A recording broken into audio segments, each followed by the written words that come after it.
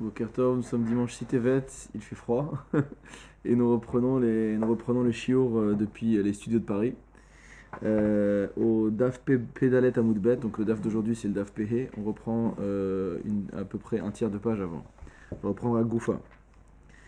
Goufa Amar Rav Yuda Amar Rav, Lo Uzaru Kshirot Leinase Livsulin. Donc il y avait une discussion dans la Gemara, on avait rapporté l'avis de Rav Yuda au nom de Rav qui disait que si un homme n'a pas le droit de se marier avec une femme qui lui est interdite, une psoula, donc notamment pour le Kohen, la question c'était est-ce que la femme qui elle va se marier avec cet homme-là a également l'interdiction de contracter ce mariage. Donc selon Rav, les femmes qui étaient kshérot n'avaient pas l'interdiction de se marier avec quelqu'un qui n'était pas soul. Lema mesayale chalal shenasa kshera. Est-ce à dire que ce qui va aider, ce qui va supporter cet avis de Rav, c'est ce qu'on a vu dans la Mishnah, à savoir que halal shenasa kshera, on voit le cas d'un halal, donc d'un Kohen qui a perdu son statut, shenasa kshera, qui a épousé une femme, donc qui était elle kasher. Mailav kohenet aruyalo, n'est-ce pas que dans ce cas-là, on parle d'une kohenet, c'est-à-dire d'une femme Kohen, hareuyalo, donc qui lui était convenable, ou maï kshera, kshera lichuna, et donc est-ce que lorsqu'on parle d'une femme kshera, on parle d'une femme qui est kshera pour se marier avec un Kohen? La Gemara a dit non, c'est pas de ça dont on parle de israélite, on parle d'une femme juive, donc d'Israël, et non pas une kohenette, ou maï kshera, kshera lakal, et qu'est-ce que ça veut dire quand on dit qu'elle est kshera? On dit simplement qu'elle peut se marier donc à l'intérieur du Ham Israël, donc c'est pas par exemple une mamzeret. Ihachi, donc si tu dis comme ça, yeshlo ar kasher nami, kasher lakahal, donc si ce Kohen-là, donc il a un frère qui est kasher, d'accord? Kasher la kahal, est-ce qu'on va parler également d'un frère qui est kasher pour le kahal, c'est-à-dire qui n'est pas mamzer par exemple? Miklal de ou pasoul la kahal, alors si on dit que le frère il est kasher la kahal, ça veut dire que lui il est pasoul la kahal.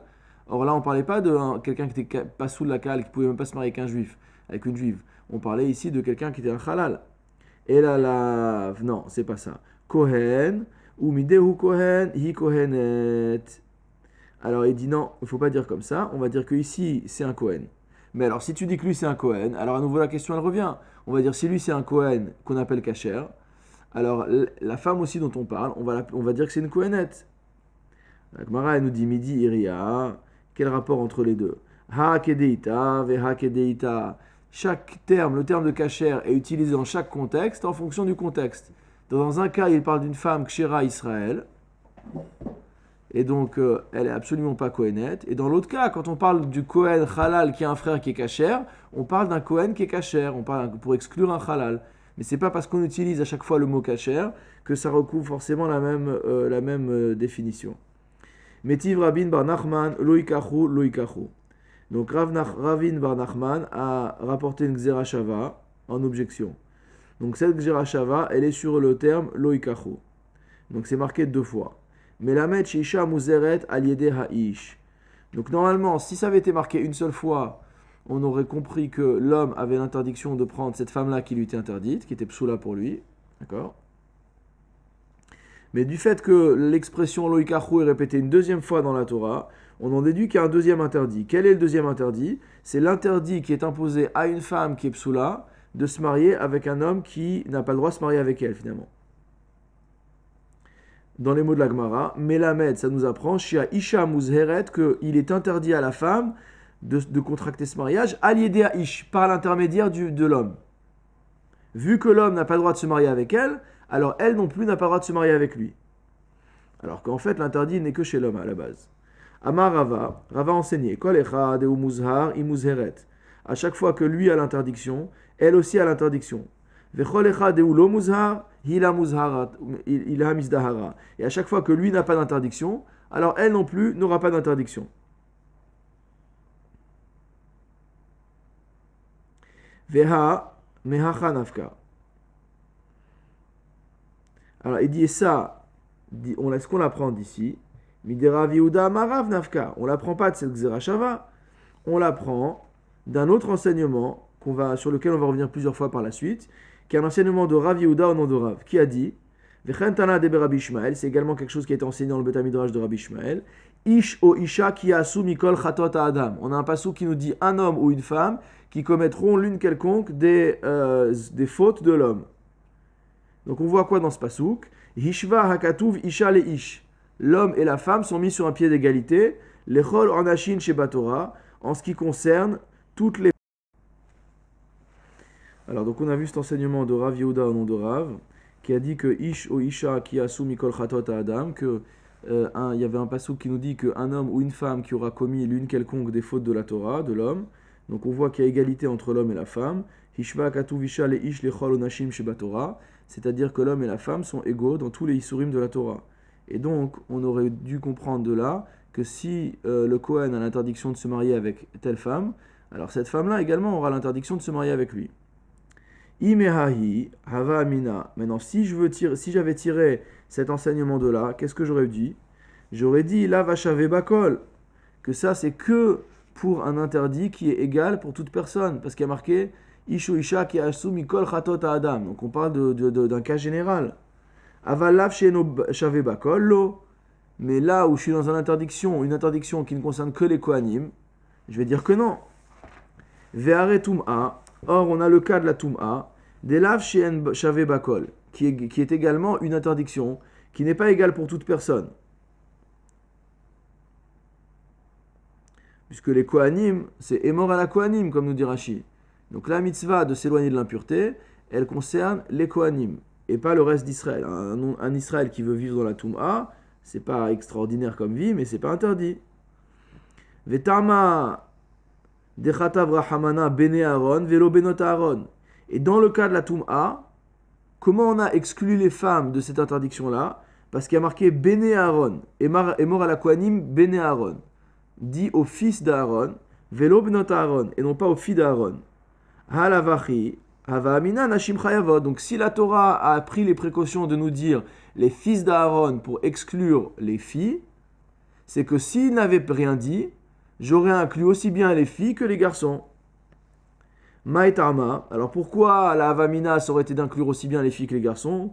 Lav Mishum de Rav Yuda Amarav. N'est-ce pas grâce à l'enseignement de Rav Yuda au nom de Rav, qui m'a dit Isho Isha ki asu et achat mikol chatot Adam? Est-ce que c'est pas de là-bas que je l'aurais appris? La Gemara dit lo de gamrinan mi lo ikachu. Non, j'aurais utilisé la xerashava qu'on a vu au-dessus et qui était lo ikachu. Le fait que ce soit marqué deux fois lo ikachu, on voit que ça s'étend aux femmes. Ika de amre, il y a un autre avis qui nous dit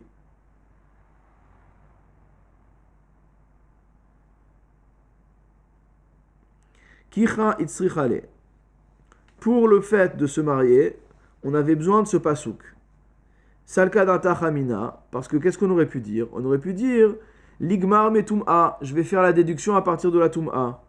C'est-à-dire, de même manière que la tum'a ne concerne que les hommes, alors les femmes ne sont pas concernées. Alors, de la même manière, dans le mariage également, seul le Kohen a l'interdiction de se marier avec cette femme qui est psoula pour lui, mais elle, si elle est psoula pour lui, elle n'a pas l'interdiction de se marier avec lui, Kamash Malan, qu'on n'apprend pas comme ça. Rav Papa et Ravuna bere de Rav Yoshua ikliou li Hintsevu. Rav Papa et Ravuna, fils de Rav Yoshua, sont rendus dans une ville qui porte le nom de Hintsevu, les Atre de Rav Idi bar Avin, qui était le lieu où se trouvait Rav Idi bar Avin. Baou Minaihu, ils lui ont posé une question. Uzaharu kesherot leinase lifsulin olo. Ils ont demandé est-ce qu'il y a une interdiction donc à une femme qui est Keshera, d'accord? Est-ce qu'elle a l'interdiction de se marier l'ipsuline? Donc à des kohanim pour laquelle c'est pas soul, ou pas. Amarleu Rav Papa, Tenetoua, Rav Papa il a dit, mais attendez, c'est quoi cette question? On a déjà enseigné ça. Pourquoi? Il y a une fameuse Mishnah dans Kiddushin qui nous dit Asara Yuchasin Alumi Bavel, qui a dit qu'il y a 10 lignées différentes, mot à mot, qui sont montées de Babylonie en Eretz Israël. C'est lesquelles? Kohanim, les prêtres, Léviim, donc les Lévites, Israélim, le reste du peuple juif, Chalalim, donc les Kohanim qui avaient perdu leur statut, Gerim, des convertis, Charurim, il s'agit des esclaves qui ont été libérés, Mamzerim, donc des enfants issus d'une union sanctionnée par une peine de karet, selon la plupart des avis, Netinim, donc il s'agit des fameux Givonim, d'accord, dont la conversion était sujette à caution. Shtuki, il s'agit d'un enfant dont le père, dont l'identité du père n'est pas certaine. Va Soufi, et également des enfants dont ni l'identité du père ni l'identité de la mère n'est connue. Donc mot à mot, un enfant qu'on a ramassé dans la rue. Et comment ça se passe dans la Mishnah là-bas? On nous dit Kohanim Lévim Israélim Mutarim Lavos Zebazé. Les Kohen Lévi et Israël ils peuvent se marier entre eux. Lévim Israélim Chalalim Gerim Charouim Mutarim Lavos Zebazé. Les Léviim, les Israël, les Chalalim, les convertis et les esclaves libérés, ils peuvent se marier entre eux. Gere Charoure ou Mamzere Netine Shtuke Vaasoufe Mutarim Lavos Zebazé. Les convertis, les charourim, c'est-à-dire les esclaves libérés, les mamzerim, les netinim, les shtuké et les asoufé, donc les enfants dont le père ou le père et la mère ne sont pas connus.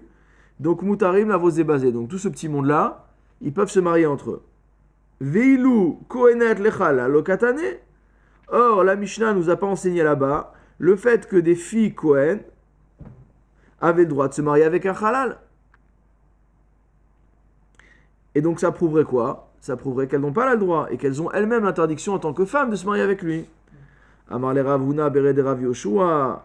Ravuna, fils de Rav Yoshua, lui enseignait. Kolecha de ane nasve mehane, veane nasve mehane katane. Il dit non, tu peux pas tirer de conclusion.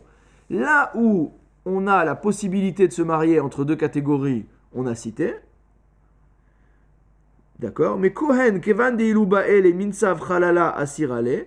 Mais le Kohen, étant donné que lui-même, s'il voulait épouser une halala, ça lui était interdit, on n'a pas pris la peine d'enseigner que pour une Kohenette également c'était interdit. Le mariage lui-même ne peut pas avoir lieu à la base, les khatrila, parce que le Kohen n'a pas le droit d'épouser cette femme-là. Donc on ne va pas dans une Mishnah commencer à enseigner le din bediavad de la femme si elle veut l'épouser ou pas. À tous les kameh de Rav Idi Bar Abin, ils sont allés voir Rav Idi Bar Abin finalement, parce que là ils ont eu Rav Papa en écran qui a pas permis de poser là, ou qui faisait le filtrage. Ils sont allés poser la question à Rav Idi Bar Abin. À Marléou, il leur a dit Dardeke, dit les enfants. Il les a appelés comme des petits. Alors il dit les enfants Hachi Amar Rav Yuda Marav. Vous ne connaissez pas l'enseignement de Rav Yuda, non de Rav? Lo Uzaru Kshirot Linase Lefsulim. La lacha, c'est que les femmes Kshirot n'ont pas d'interdiction de se marier à un homme avec lesquels elles sont pour lesquels elles sont psulotes. D'accord? Donc dans le cas par exemple qu'on vient de voir, c'est-à-dire une femme kohénette qui veut se marier avec un halal, elle est kshira, c'est lui qui est pas soul. D'accord? Donc lui a l'interdiction de se marier avec elle parce qu'il va lui faire perdre son caractère de kshira, mais elle n'a pas l'interdiction de se marier avec lui. Shniot minivre sofrim. Donc maintenant, on avait vu la deuxième catégorie, c'était les femmes qui sont interdites au titre de shniot. Donc on a vu au début de Yevamot en long et en large en travers. Donc tous les Isurim de Harayot. Et on avait appris qu'il y avait deux catégories de Harayot. Il y avait les Harayot de Horaïta, donc toutes les unions interdites qui sont énoncées explicitement, plus ou moins explicitement dans la Torah. Et ensuite on avait eu les Shniyot, la Harayot, qui étaient toutes les femmes qui sont interdites, toutes les unions interdites, donc de par un Isur d'Erabanan, qui généralement se caractérisait par un éloignement d'1 degré de parenté supplémentaire par rapport à l'interdiction de la Torah. Baoumine Bedebiri Merav Shechet. Donc les habitants de la ville de Biri ont posé une question à Rav Shechet. Ils lui ont dit Shnia la Baal, Velo Shnia la Yabam. Donc une femme qui se retrouve être en interdiction de Shnia vis-à-vis de son mari, mais qui n'est pas Shnia vis-à-vis de son Yabam. Yeshla Ketuvam Yabam Olo. Est-ce qu'elle a le droit en cas de divorce ou en cas de Yiboum en cas d'Iboum, à recevoir la ketouba de son Yabam ou pas? Alors la Gemara va expliciter, on va reprendre des dynimes qu'on avait déjà vus avant. Kevan de Amarmar, on a vu dans la Gemara antérieurement, Ketubata al nirse ba'ala harishon, que lorsqu'un mari décède et que elle se marie en Iboum avec son frère, le montant de la ketouba qui lui est dû de par le décès de son premier mari est prélevé sur les biens du premier mari. Et dans ce cas-là, l'être-là, on ne peut pas dire qu'elle a le droit à ça. Pourquoi? Parce qu'elle était mariée avec un homme qui lui était interdit, puisqu'il était en situation de Shnia la Harayot. Odilma, ou peut-être, Kevan Deilu, l'être-là, Merishon, Takinula Rabanan Misheni, mais on avait également vu dans la Gemara que lorsque le premier était fauché, donc par exemple, le mari meurt et il n'a pas laissé un kopek. Donc malgré tout, il faut verser la ketouba à la femme. Donc sur quel bien on va verser la ketouba? On avait dit qu'on allait on avait institué que la ketouba serait versée sur les fonds du Yabam. Alors, si on dit comme ça, Hitla, est-ce qu'on va dire également dans ce cas-là que c'est comme ça? Parce qu'on va dire finalement, elle ne peut pas toucher d'argent de son premier mari, puisque son premier mari était en situation d'interdit des Rabbanan avec elle. Mais comme lui, il ne peut pas lui donner à cause de cette situation d'interdit, c'est comme s'il lui avait pas d'argent. Et dans ce cas-là, on va demander à son mari, son deuxième mari, au Yabam, de lui verser la ketouba. Amarle ou Rav Shechet leur a répondu, Tenetouha, on a déjà enseigné ça dans une braïta. Ketubata al nirse ba'ala arishon, c'est que le montant de la ketouba doit être prélevé sur les biens du premier mari. Veimaita shnia la ba'al, et si elle était en situation d'interdiction de shnia vis-à-vis de son mari, à filou yabam enla, on va pas aller chercher dans l'argent du yabam pour lui payer. Miklal deika deitla miyabam. Alors est-ce à dire que dans certains cas, on va aller chercher de l'argent sur les biens du yabam pour donner la ketouba à cette femme? Chasure mechasra ve'achikatane. La Gemara, elle te répond oui. En fait, cette braïta était défective et il faut la compléter comme ça. Ketubata al nirse ba'ala rishon. Sa ketouba doit être prélevée sur les biens du premier mari. Ve'ilet le merishon. Et si le premier mari n'a pas de biens pour pouvoir financer cette ketouba, takinula misheni. On a institué que ce soit le deuxième mari qui paye la ketouba. Ve'imaita shnia la baal. Maintenant, si elle était en situation de shnia vis-à-vis du premier mari, à filou miyabam enla, même de son premier mari, on ne peut pas lui verser. Même du yabam, on ne lui versera pas. Be'amine Rabbi el-Azar mais Rabbi Yochanan. Donc Rabbi el-Azar a posé une question à Rabbi Yochanan. Almana le Kohen Gadol. Donc le cas d'une veuve qui épouserait un Kohen Gadol. Gerusha va chalutza le Kohen Idiot. Ou le cas d'une divorcée ou d'une chalutza qui se marierait avec un Kohen Idiot. Donc avec un Kohen simple. Yesh la en mezonot ou en la en mezonot. Donc on est là dans une situation de mariage interdit par la Torah. La question c'est que normalement lorsqu'une femme se marie, elle a le droit à recevoir mezonot de son mari. Son mari doit lui subvenir à ses besoins alimentaires. Est-ce que ici elle a le droit à cette pension alimentaire de la part de son mari ou pas? Hechidami, de quel cas parle-t-on? Il est ma'adiatva touté. Si tu me dis que cette femme-là, elle est encore mot à mot sous lui, c'est-à-dire qu'elle est encore en relation de mariage avec lui, be'amod ve'otsekae. Donc lui-même, il est en situation où on lui demande de répudier cette femme, puisqu'il est marié avec une femme qui lui est interdite. Mezonot, itla, alors tu vas me dire qu'il doit lui donner de l'argent. Déjà, il n'a même pas le droit de rester marié avec elle. C'est même pas la peine de me dire qu'il va lui donner de l'argent pour se nourrir. La tzricha shalachu limdinatayam. Il dit non. En fait, le cas dont on parle, c'est le cas d'un monsieur qui est parti à l'étranger, velafta ve'achla, et elle a emprunté de l'argent pour pouvoir manger. Mai, dans ce cas-là, quelle est la lacha? Mezonet naik tuba ninhu. On considère que la nourriture, l'alimentation, font partie des conditions de la ketouba. Mide itla ketouba, et du fait qu'elle a une ketouba, itle mezoné. D'accord? Si elle a une ketouba, elle a le droit à manger. Odilma, ou alors tu vas dire quoi? Ketouba de les mishkal ou me pas, quitte là. La ketouba qu'elle a, c'est pour la dégager, d'accord? C'est pour la répudier, c'est pour lui verser et qu'elle s'en aille, pas pour la garder. Maisonné dilma tiakav gabe, l'être là. Et là, on va dire finalement, la ketouba, à quoi elle sert? Elle sert à pouvoir la répudier, donc c'est plutôt une somme financière qui va la motiver à se séparer de son mari, puisqu'on va lui dire désolé, votre mariage est interdit, mais si tu t'en vas, ton mari va te verser une forte somme, donc ça va la motiver. Tandis que si tu lui dis tu as le droit à la pension alimentaire, c'est pas la pension alimentaire du divorce, hein, si tu as le droit à recevoir les maisonnotes de ton mari pendant que vous êtes mariés, alors peut-être qu'elle va vouloir rester mariée pour pouvoir toucher cette pension, d'accord? Et dans ce cas-là, on va dire l'être là, et c'est-à-dire qu'on ne va pas lui donner, parce que nous, notre intérêt du point de vue de la halakha, c'est qu'ils divorcent les deux. Amarle, il a répondu l'être là, elle n'a pas le droit aux maisonnotes. Vehatania yeshla, il dit pourtant il y a une braïta qui dit qu'elle a oui le droit. Kitaniahi le acharmita. Il dit non, la braïta qui t'enseigne que la femme elle a le droit aux maisonnotes, on parle cette fois-ci d'une pension alimentaire qui est versée à la femme après la mort du mari.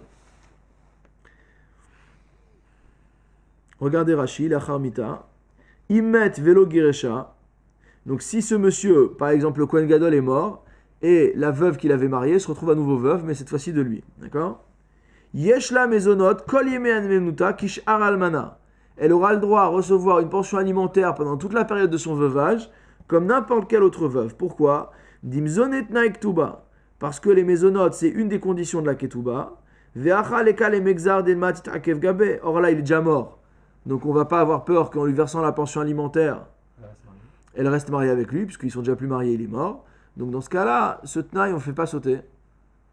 Le seul cas pour lequel on faisait sauter, c'est pour les pousser à divorcer. Id de Amar, il y en a qui pensent, Amarle qui lui a dit Tanya Yeshla, qu'il y a une braïta qui dit effectivement que Yeshla, qu'elle a le droit, Ha be'amod ve'otsekae, mais que ici on est dans une situation où on lui dit répudie, Vela Tanya Yeshla, il dit mais malgré tout, il y a une braïta qui dit qu'elle a le droit à cette pension, Kitanya il a charmita, une version un peu différente du déroulement de la discussion. Tanu Rabanan. Nos maîtres ont enseigné dans une braïta. Almana les Kohen Gadol. Donc à nouveau, une almana en relation avec un Kohen Gadol. Gerusha va chalutza les Kohen idiot. Une femme divorcée ou chalutza avec un Kohen simple. Yeshla ketuba. Elle a une ketuba. Perot. C'est-à-dire qu'elle a le droit aux fruits. Donc là on parle d'une situation de divorce.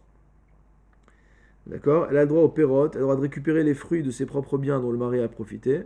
Maisonot, elle a le droit à la pension alimentaire. Bélaot, elle a le droit également de garder les vêtements qui sont déjà utilisés que le mari avait donnés dans le cadre de sa dot. Vei psula, et maintenant, une fois qu'elle avait contracté ce mariage-là, elle est devenue psula, ou vlada pasoul.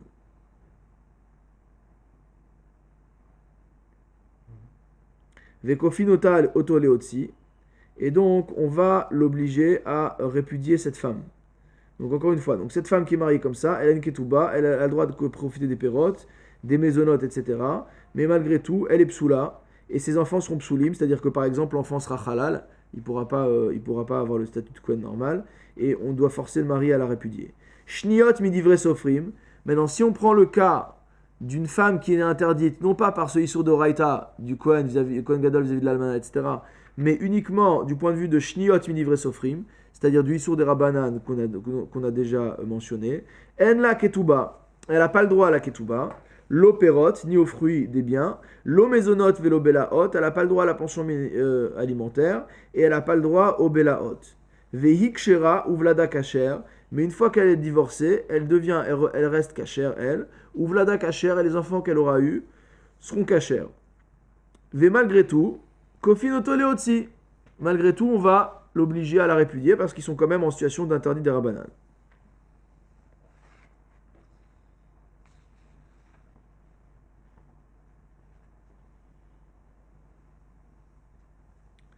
Alors, Amar Rabbi Shimon ben Elazar.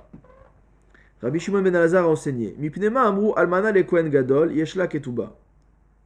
Pourquoi on a dit que une veuve qui se marie avec un Kohen Gadol, donc ce qui est un Issour d'Oraita, pour le Kohen Gadol, Yeshla Ketuba, elle a le droit à sa Ketuba. Mipne Shehu Pasoul, Vehi Psula, parce que lui, il est dans une situation de Psoul, parce qu'il s'est rendu invalide, d'accord? Vehi Psula, et elle aussi, elle s'est rendue invalide.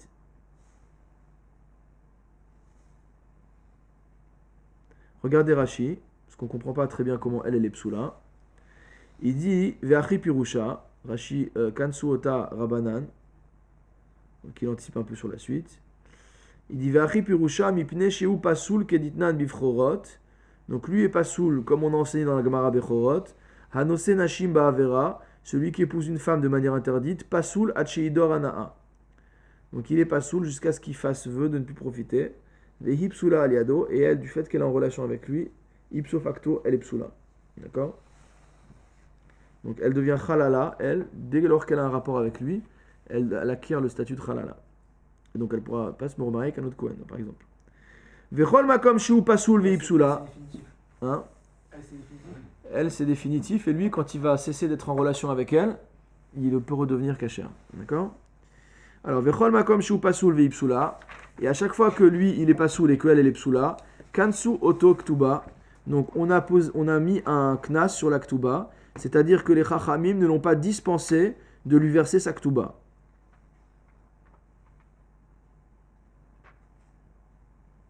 Pourquoi? Ça veut dire que, étant donné que ce mariage, de toute manière, il ne peut pas tenir, d'accord? Alors, il n'y avait pas de raison d'interdire de verser la ktuba. Regardez ce que dit Rashi. Vehaï de kansu arabanan lishniya ktuba. On va voir après, pardon. Je vais d'abord avancer dans la Gemara. Omibnema amrou shenit midre sofrim en la ktuba. Et maintenant, pourquoi celle qui est shniya, et donc qui est dans une interdiction uniquement des rabanan vis-à-vis de son mari, elle n'a pas de ktuba, elle ne reçoit pas de ktuba si elle divorce. Mipne sheu kasher veikshera, parce que les deux ils sont kashers. V'chol makom sheu kasher veikshera kansu ota ktuba. Et à chaque fois que les deux sont kashers, donc ça paraît paradoxal, hein, donc on va voir pourquoi. Donc quand les deux sont pas saouls, on dit verse la ktuba à la femme si tu divorces. Mais quand les deux sont kashers, on dit non, on verse pas la ktuba. Alors pourquoi ça? Regardez Rashi. Kansu ota ktuba, kelomar lo kansua mishar kol nashim. Donc ça veut dire que dans le cas de la femme qui est psoula et le mari il est pas soul, elle n'a pas de knas, elle n'a pas de pénalité particulière par rapport aux autres femmes. Donc nous sommes en haut du Hamoud Bet de la page Pehe. Ou mipnema amrou shniot midivre sofrim en laem ketuba. Pourquoi on a dit que celui qui serait marié avec une femme qui est interdite au titre de shnia la harayot, donc un issur des rabanan, en laem ketuba, que si elle divorce, donc elle ne reçoit pas sa ketuba, mipne shiu kasher veikshera, parce qu'elle est kasher et lui aussi il est kasher. Vechol makom shiu kasher veikshera kansu ota ketuba. Et à tout moment où les deux sont kasher, on a fait un knas, on a fait une pénalité, à savoir qu'il n'a pas le droit à sa ketouba, elle n'a pas le droit à sa ketouba. Donc ça paraît paradoxal, mais en fait ce que montre la Gemara ici, c'est que dans le cas où il y a un issur d'oraïta, dans le cas où les deux sont mariés à travers un issur d'oraïta, comme par exemple un Kohen Gadol avec une almana, donc s'il divorce, elle a la ketouba. Pourquoi? Parce que de toute façon le mariage il tient pas et nous on est intéressé à ce qu'il divorce. Donc pour que la femme soit motivée à divorcer, il faut qu'il lui verse son argent. Par contre, si on est dans un cas de rabanan où finalement lui il est kasher, elle est kshera, donc on lui donne une pénalité parce que c'est un mariage qui va nul. De toute façon, c'est un mariage qui n'est pas intéressant pour elle. Parce que les enfants, malgré tout, les enfants sont kasher, mais pour lui, le mariage n'est pas intéressant. Donc, il y a quelque part, on voudrait qu'il la répudie, et c'est pas une situation qui est bien si elle perdure. Donc, on va être plutôt motivé à divorcer rapidement, et donc dans ce cas-là, il y a un knas de la ketouba. Mais malgré tout, ça reste paradoxal. Et alors, qu'est-ce qu'il dit Rabbi Yehuda ici? Qu'est-ce qu'il dit? Halalu divrei Torah ve divrei Torah et tzrichim chizuk, ve halalu divrei sofrim tzrichim chizuk. Il ramène un principe classique qu'on a déjà vu plusieurs fois dans le chasse, à savoir que dès lors que on est face à un issur de Horaïta, la Torah, les Chachamim disent si la Torah interdit déjà, c'est pas la peine d'en rajouter. Le issur, l'interdiction elle est déjà assez forte. Et donc dans le cas du Kohen Gadol exprimé avec une almana, on va dire déjà qu'il a transgressé un issur Torah, on va pas en rajouter. Et s'il divorce, qu'il lui donne sa ketouba. Par contre, dans le cas de divrei sofrim, dans le cas d'interdiction des rabanan, les gens vont dire ouais, c'est que sur des rabanan, donc mot à mot, ça veut dire on a le droit de transgresser. Alors si c'est que sur des rabanan, alors là, dans ce cas-là, on a mis un knas, c'est-à-dire qu'on a donné le knas que la femme ne recevra pas sa ktuba. Davar acher, maintenant il y a une autre explication qui est rapportée, Zeu margila, vezohi margilato. C'est-à-dire qu'il y a deux cas différents. Dans un cas, c'est la femme qui est intéressée à ce que le mariage continue ou qu'il ait lieu. Et dans l'autre cas, c'est l'homme qui est intéressé à ce que le mariage continue et qu'il ait lieu. Dans le cas où c'est la femme qui est intéressée à ce que le mariage y soit là, alors on va lui mettre un knas. Ça veut dire on va lui dire t'as pas de ketouba. Et dans le cas où c'est l'homme qui est intéressé à ce que le mariage il ait lieu, on va lui dire si tu divorces, il faut mettre la ketouba. Alors la Gemara elle te dit davar acher.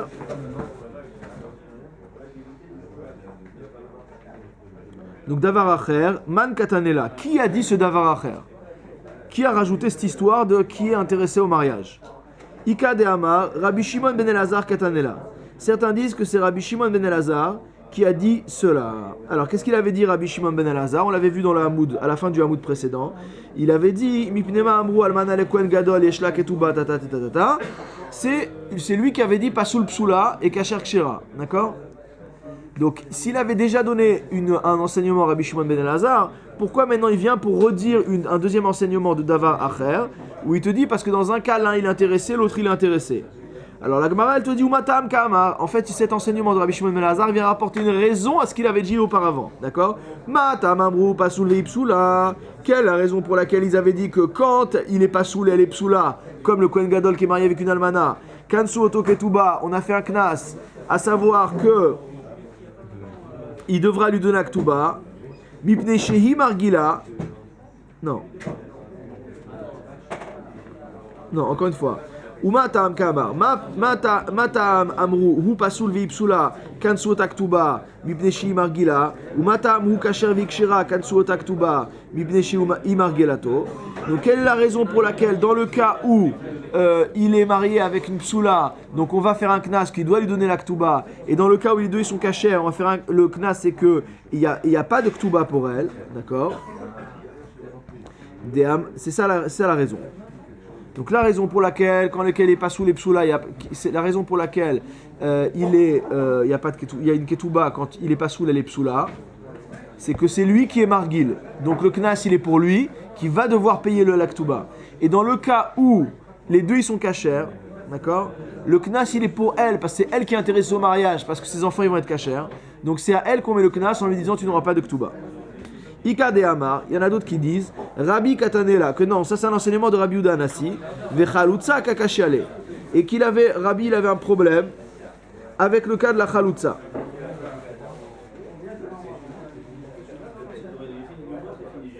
Alors qu'est-ce qu'il avait dit Rabbi? Rabbi il avait dit que dans un cas c'est de Raïta, et donc on ne rajoute pas de Knas, et que dans l'autre cas c'est des Rabbanan, et donc on rajoute le Knas, à savoir de faire sauter la Ktuba.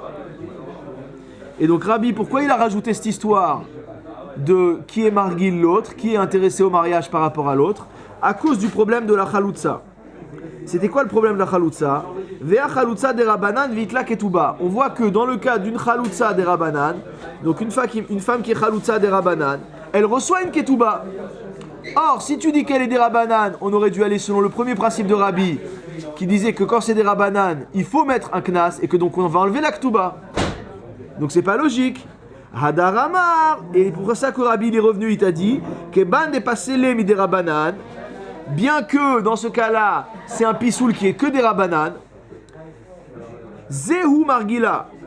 Vezohi margilato.